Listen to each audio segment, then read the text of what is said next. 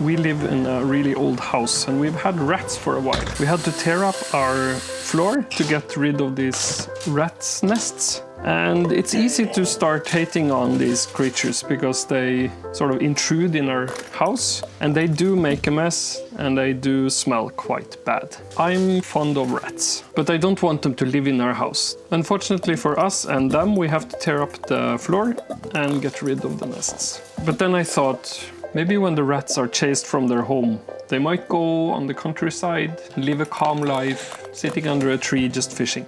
So that's the project. I'm gonna make a rat fisherman that sits under a tree and relaxes and has no worries in life.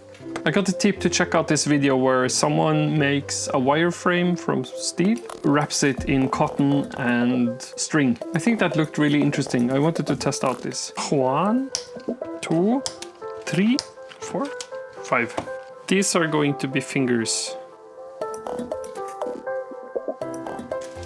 Okay, I have some reused tinfoil. Or I guess it's not reused yet, but now it is reused. I'm gonna wrap his fingers and toes in this skin-colored sewing thread. And I have an idea to weave the string first in between the fingers to make the palm, this part, and then I'll do individual fingers. It's gonna take a while. It's okay, I have time. I mean, look at this. This is a fun finger. I love it. Next finger. It's a start. It's gonna take a while. I have the second hand and the feet. And then I start going just around and around. And to seal the thread into place a bit, I just paint the whole foot with some acrylic medium. I didn't attach any tail. Look away if this disturbs you. A little visit from our alien friends. The tail should be more or less the same size as the body. The tail should actually be this big.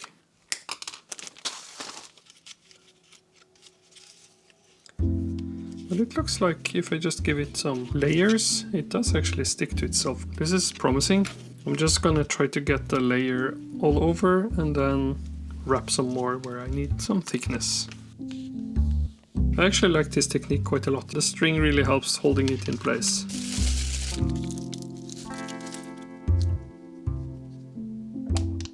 I have a feeling this will get very sticky very fast. This is not the way to do it. I put the head on this holder, then I'm gonna cover it with some wet glue. Cover the whole thing in some layers of this and let it cure, and then I can smooth it down. And I think I can just leave a bit too much in the neck. I can use this mullet to blend into the body. Can you see the vision? I think the best course of action is to basically just cut a slit in here. And if I pour a bunch of super glue in here and push it onto this wire, I think that should work. Yes, wind in his hair. I found this old washcloth and the fabric is sort of felty. I could brush the edges. Yeah, I think I can sell this as fur. You can stay there. Don't move. I'm really just freestyling here, but I have done a lot of these kind of weird making things before, and waiting for the perfect solution is rarely the solution. I think we'll just have to go for it, and hopefully, slowly but surely, it's gonna get more stuck together. Okay, this is getting serious. This is the sort of belly piece. Come on, sir, here's your blankie. So this is gonna be sort of the sideburns, cheeks, nose. I'm really happy with this. If I can get my fingers off.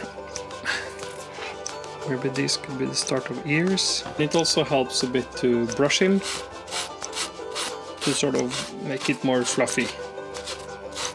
I want to make some ears for him, and I have this fabric to scrunch it up and unscrunch it. And then it becomes quite soft and pliable, and it has this really nice skin-like texture.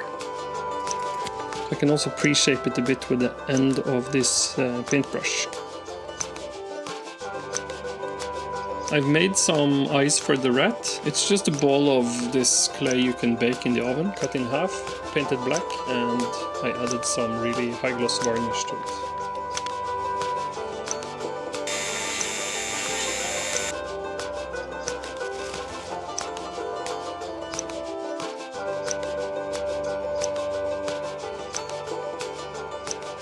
I'm gonna cover the eyes with some blue tack, or white tack I guess it is. And for brown, red, 2 drops of yellow, tiny bit of blue.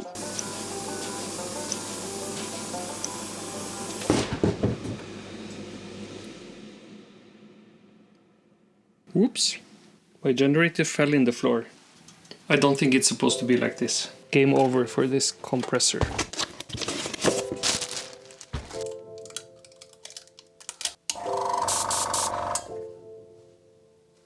Good as new.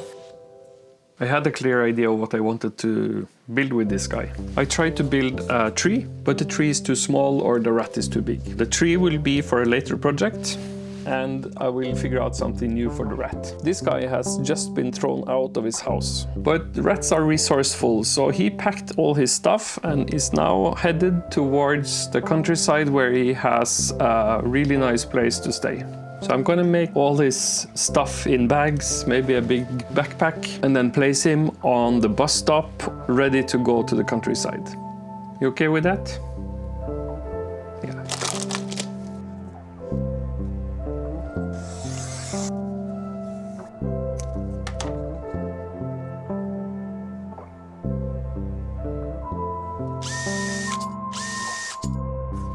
Yoink.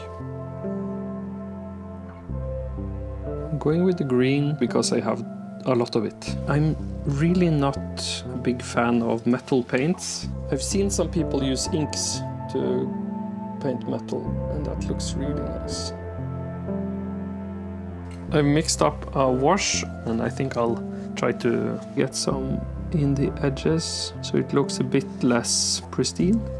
And I'm trying to just barely hit the edge because then it's pulled into the crevices. As I was finishing up the highlights of the suitcase, I shifted my attention to making a bundle for his clothes. And if you need a quote about knots, here's a gem for you. I think it's easier to just make a knot than fake a knot. And you get that classic vagabond bundle. This is air drying clay, so it's gonna dry and harden over time. I'm gonna add a small ring here, a bit like a handle. This is such a bad idea. I think I'm gonna try to freehand a checkered cloth here. Like it's a tablecloth he sort of wrapped his stuff in. I am stupid enough to just try this without guidelines. I'm trying to follow the grain of the fabric a bit. It's good. As any good traveler, this rat needs something to cook his food in. So I wanted to make a frying pan for him. But I have a piece of aluminum here. And I think I'll just flatten it, glue it on. That's the handle. I'm a blacksmith. Loop. That's a much better pan. Okay, let's build a backpack for this little guy. Should be a bend here, up along the back, and then straight up. I'm holding this a bit sort of bent because this is going to be shaped along the back of the rat. It's been a quite cold summer. Fortunately, the rat had the foresight to pack his sleeping roll. Then I made these 2 pouches. It's going to be on the side, like this.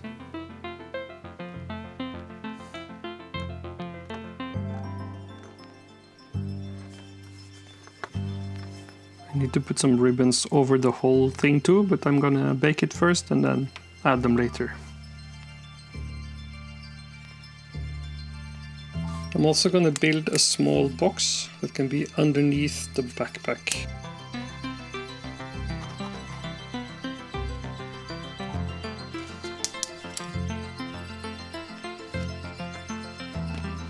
I primed the backpack black. Now I'll add some highlights with white. Since the rat fur is quite brown and monotone, I wanted to add some more colors to the backpack and the equipment.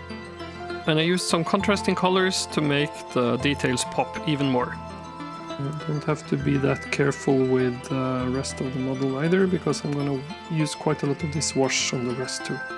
I need to let this dry now because I'm fiddling on things that shouldn't be fiddled with. He said, and fiddled some more.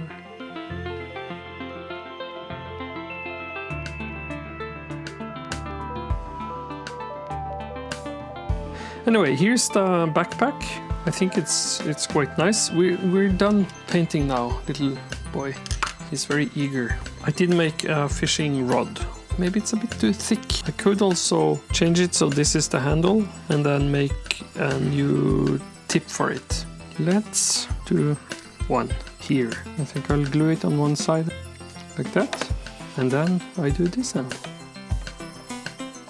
I had a tan fishing rod when I was a kid, tan and blue, and I always thought it looked silly. I wanted to have a black and neon green one, like the cool kids. Weird how these things that don't really matters when you're a child. Oh wait, I need to make this into a handle. Snippy snippy.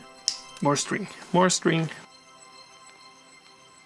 Maybe I can braid the straps for the backpack. I think this is gonna look good. Over there. That's gonna work. I could have done this the other way around, but I didn't. And now the rat. Pull this a bit tight. Let's attach the fishing rod here. Suitcase. And a bag of clothes. That is a cute monkey. What? I sort of want to put him in a field, not in a field, but just outside of a field, waiting by the dirt road, and a bus sign. We need to have a bus sign. I think that's the right size. I'll just start by adding a bit of thickness to this with the styrofoam from the new compressor. ASMR.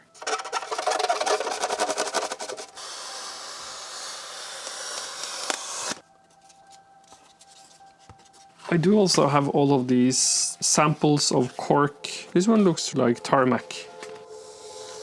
And I think it's a good idea to tear this edge, because then it's sort of wonky like tarmac often is. This one actually got stuck immediately. It's like baking.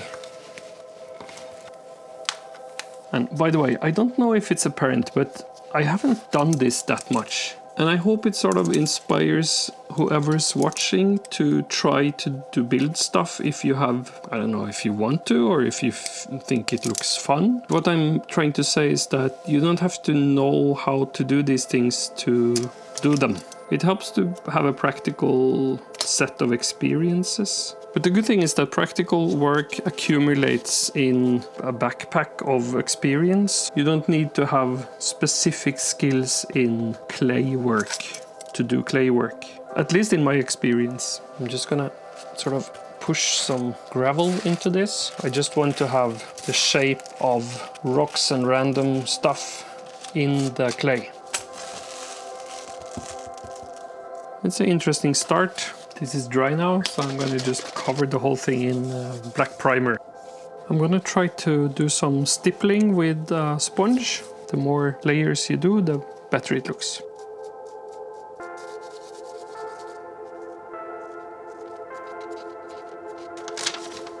Doesn't need to be super precise or even.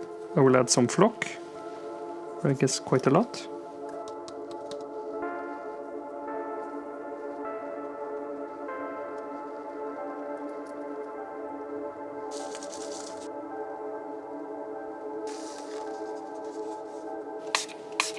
A good spritz of isopropyl alcohol and some watered down glue. Let's make a bus sign.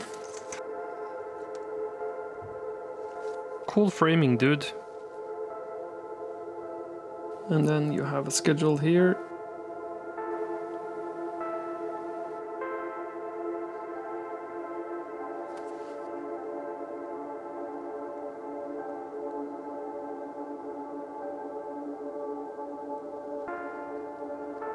I have cut some strips from the cover of an old sketchbook. I think that's gonna look good as a trim for this model. And as I'm adding the finishing touches to this model, I want to say I greatly appreciate you watching. I really hope this video inspired you to go out and make something for yourself, and hope to see you in the next video.